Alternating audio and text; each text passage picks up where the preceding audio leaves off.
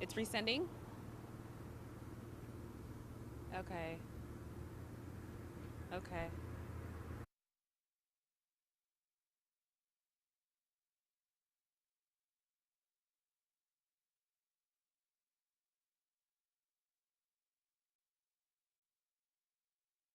Live from the Script Studios, this is San Diego's news source, 10 News. This is a good day to thank the people that did support us and who just gave when they didn't have to. An emotional outpouring of thanks today to first responders and volunteers from survivors of the largest wildfire in California history. It's been 10 years since the Cedar Fire tore a path of devastation through San Diego County. Good evening, I'm Preston Phillips. Itika Milanis is off. 10 News reporter Candace Crone is live in Lakeside with how residents are paying tribute to the lives lost in the fire. Candace? Well, Preston, it was a very touching tribute here at the Lakeside Fire Station today. Not only did residents pay tribute to those who lost their lives, they also recognized just how far the county has come in helping prevent another deadly disaster. 10 years after the Cedar Fire ripped through San Diego County, several people gathered to remember the 15 people killed and to pay tribute to the first responders and volunteers who helped save lives. We loaded up everything and got out as quick as we could, and by the time we hit Moreno, our house was gone. The massive fire burned nearly 3,000 homes, including Betty Frizzell and Mark Beeson's Lakeside Ranch. These pictures show the damage to their daughter's house and another family property. They also lost their home in Descanso. We just thought it was all the same Ross. At Saturday's ceremony, Frizzell stumbled upon this framed picture and poem at a vendor's booth. To her surprise, the house in the picture belonged to her family. You are among the heroes of 2003. As those in attendance paused to pray and remember, they also recognized how the community has grown. The county has made some $285 million in fire safety improvements to help keep residents safe. 54 fire stations that are now staffed 24/7, which were previously volunteer. And then better communications, notifications. 2, 1, cut. On the anniversary, county and city leaders held a ribbon cutting, marking the site of a future monument as another visual reminder and tribute. Of the many lessons learned, Frizzell and Beeson say having a fire safety preparedness plan ahead of time is key. We know now that you don't have the time to run around the house trying to gather all your important papers that you're going to need. So everything like that is together in one spot. But with having horses and livestock. Now today, the Lakeside Fire Department was also recognized for their efforts in fighting the blaze. I should also mention that the fire station here is one of the many post-Cedar fire improvements that the county has made. We're live in Lakeside tonight. Candace Crone, 10 News. All right, Candace. The community of Crest also came together today to remember the Cedar Fire. That event just wrapped up. It started at 1 this afternoon at the CCA Clubhouse. People showed up to share their stories and become better prepared for any natural disaster. They also held the tree planting ceremony. And of course, we'd like to hear about your experience during the fire and see any photos or videos you might have. Just tweet us and use the hashtag CedarFire10. A standoff is over between police and this man who barricaded himself in a home in a Sacramento suburb for hours. We brought you live coverage of the standoff last night at 11. 10 News reporter Riel Creighton shows us how the tense situation finally came to an end. It's over. After mounting a 9-hour stalemate with authorities, Samuel Duran surrendered and was removed on a stretcher from the home he was barricaded in. All that time, as officers tried to get the suspect to come out, residents were forced to stay inside. Many were returning from work when their neighborhood became a crime scene, leaving them unable to return to their homes. Police say they had been searching for Duran as a parolee at large for a week. Things turned violent when they tried to arrest him on Friday. The 32-year-old is accused of shooting at several officers. 3 policemen and a U.S. Customs agent were injured, but the injuries were considered non-life-threatening. I don't know. 10 shots went off, and then that was all the gunfire. But then it just got crazy. We just didn't know what the heck was going on until all of a sudden you see Rockland police. Duran escaped the shootout, but then barricaded himself in a home that residents were able to escape from. A Roseville SWAT team surrounded the house, and negotiations began by phone and bullhorn. The suspect's family even went on TV begging him to just come home. Police broke the deadlock when negotiators sent a police robot into the home to tell Duran how to give up, and he did. Authorities have not said what Duran had been arrested for originally or why police were looking to take him back into custody. Riel Creighton, 10 News. San Diego Police, meantime, San Diego Police Officer Tim Bell, who was shot 3 times in City Heights by a known gang member, wants to return back to work after he recovers. These are words from the police chief, William Lansdowne. Of course, we spoke with him today at a separate event regarding Officer Bell's current condition. Right now, Officer Bell is resting at home with his family after being released from the hospital. He's doing very, very well. There'll be a full recovery, and he wants me to personally say thank you to all the well-wishing, the people that are concerned about him. Police say 31-year-old Ignacio Canella shot Officer Bell after running into this drainage channel that runs underneath the 805 and 15 freeways in City Heights. That's him there in the Sallyport downtown. He was trying to escape police after they attempted to pull him over. We just checked, and a suspect who got away in heavy fog during an early morning chase in Valley Center has been arrested. Deputies say they tried to pull over a driver for speeding around 3:30 this morning. That driver took off, reaching speeds of 90 miles per hour. Deputies lost sight of the car in the fog, but found it on the side of the road with the keys in the ignition. Sheriff's helicopter later spotted him, and he was taken into custody. Well, taking a live look outside downtown, and you can hardly see that flag or the water in the distance as the fog is quickly creeping into downtown. Meteorologist Craig Herrera joins us from the 10 News Pinpoint Weather Center with more on the visibility and advisory for tonight. Craig? Yeah, Preston, that fog really extends well inland. Most of us were in the 60s and 70s today, only a couple of 80s in Poway. Here's what it looks like right now at Del Mar. A lot of haze off in the distance, and it is going to continue to push in tonight. As we look out over Poway, you can see the high clouds and had just enough of a thin veil to manage upper 70s and lower 80s there, but most locations around the county in the 60s and 70s. Here's marine layer futurecast at 8 p.m. places west of the mountains. We're just going to be socked in yet again tonight, and we'll go through about 6 o'clock in the morning tomorrow morning. You can see the fog is still with us through tomorrow morning. So we do have a dense fog advisory that begins at 10 p.m. and takes us through 9 a.m. on Sunday. Visibility will be less than a quarter of a mile. Coming up in a bit, Preston, we'll talk about why we're getting this fog, and we're also going to talk about some rain very soon. All right, Craig. Some North Park residents are looking to get their cars fixed after a telephone pole fell onto them. The 10 News viewers sent us these pictures. You can see the damage the pole caused to the cars and a fence there.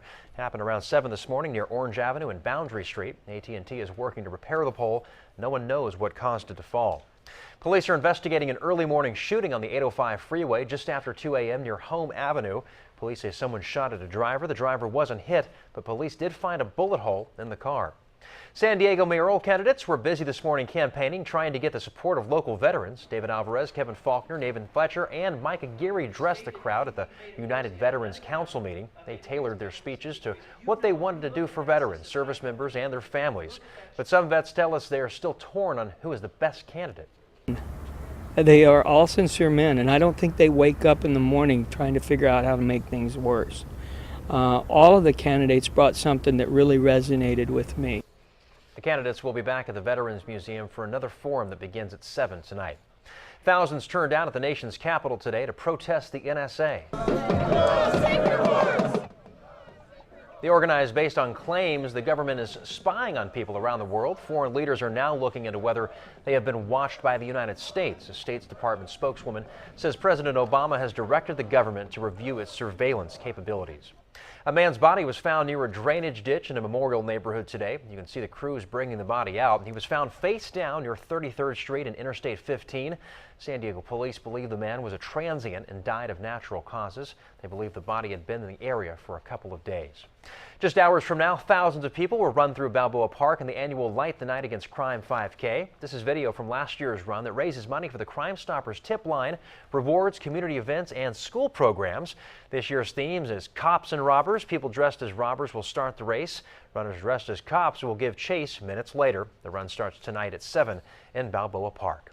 Next, fans of The Simpsons are mourning the loss of a beloved character, the famous cartoon voice that has been silenced. Plus, fed up with Apple and Microsoft's new operating systems? In our Team 10 Money Watch, we uncover some of the most common problems and what you can do so you don't waste your money.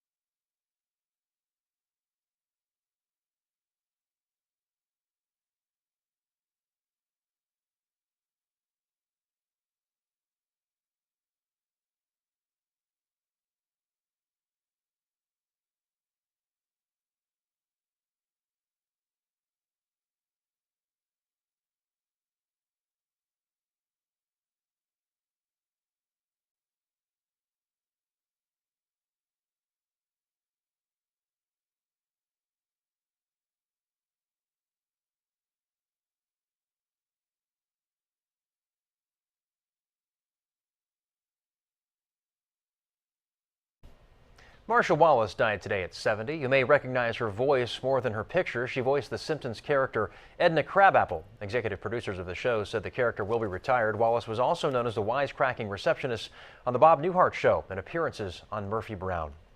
In the past few days, both Microsoft and Apple have issued new updates to their most recent operating systems, but customers continue to complain about glitches. Team 10 Money Watch reporter John Matarese shows us some of the most common problems you may encounter with iOS 7 and Windows 8 and what you can do so you don't waste your money. Have you ever heard so many complaints about new technology? First, it was Microsoft's Windows 8 that many people hated so much they refused to buy a laptop. Well, now it's Apple's iOS 7, which has many fans wishing they could exchange it for the old version. Like a lot of iPad and iPhone owners, Vicky Agery has struggled with short battery life ever since upgrading to Apple's new iOS 7. It runs out of its battery, real fast, and so I have to charge it much more often. Kate McMahon still can't get used to iOS 7's new icons and 3D home screen. It's a while to get used to, and it's very different. The complaints are uncharacteristic for Apple and sound like what people used to say about Microsoft upgrades. Stefan Pawlowski is a Microsoft user and says he's waiting for Windows 8 to fix some of its bugs. Windows 7 is by far superior, and most of my friends totally regret getting Windows 8. So how did upgrades turn into downgrades? Tech blogs blame two reasons. One, they say Apple and Microsoft both rushed out their most recent upgrades. And two, they say both upgrades made significant changes to very popular operating systems. In Microsoft's case, the biggest complaints concern removal of the Start button and adding tiles that most people are still not comfortable using. Meantime, Apple's complaints include shorter battery life, problems sending text messages, 3D animation getting people sick, and occasional blue screens of death. Both companies are planning updates in the coming weeks to fix the complaints, but are not planning to go back in time, which means we'll have to get used to the changes. The good news is that companies are very aware of their public image, especially in this day of Twitter and Facebook. So when something's not working the way it should be, they will fix it so you don't waste your money. I'm John Matarese, 10 News. Someone in San Diego is holding a winning Fantasy 5 lottery ticket worth more than $300,000. It was purchased at a CVS pharmacy on Mission Gorge Road in Santee. The winning numbers are there on your screen: 5, 24, 30, 32, and 36. It's the second Fantasy 5 winner in San Diego this week. All right, Craig, we're talking fog. Downtown really socked in right now. Yeah, quite a bit of fog all over the county, and it's kept the temperatures down. We were hoping for some sunshine, but I'll show you what's going on. We'll start off first with Coronado. Lots of cloud cover here, hazy, foggy. It looks like it extends all the way. This is from UCSD looking off to the east. You can't even see the mountains. Normally we could see the mountains here. We've got a nice shot from Mount Woodson, and then you can see a lot of the haze off in the distance there. Weather alert for this evening. We have a dense fog advisory from 10 p.m. tonight through 9 a.m. Sunday, and that's for all places west of the mountains. Visibility will be less than 1/4 of a mile at times. So at this hour, some 70s and a couple of places touched 80, especially above the fog bank or where we've got just enough sunshine. At the coast, just staying with those 60s out there. Here's what's going on.